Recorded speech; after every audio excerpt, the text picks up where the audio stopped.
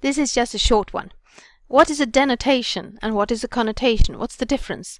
A denotation is the explanation according to an encyclopedia. For instance, what is fishing? Well, it's also called angling, the sport of catching fish, freshwater or saltwater, and so forth. So it's just what it is.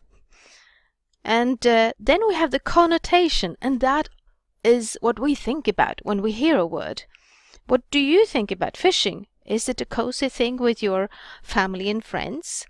Is it in the winter in the north of Sweden in April when you can sit on the ice fishing?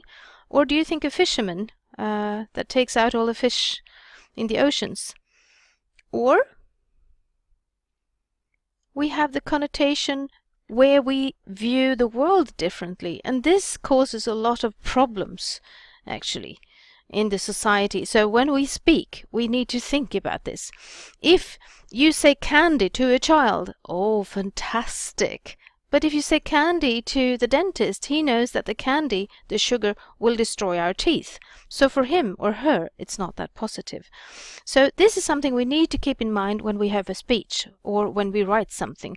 Who will listen? What might their references be? Because we might not at all be at the same side. And now when the society is very multicultural, we need to keep this in mind. Because look here, you're viewed by the Americans. This is just made by a funny artist. And you're viewed by the French. France is in the middle of everything. We are called the meatball eaters here in Sweden. In Norway, people who love cold weather, and Russia is just Napoleon's dream. So it's important to keep that in mind, so we avoid being offensive unnecessarily, so we really can be aware how do they think and we adapt accordingly. Good luck!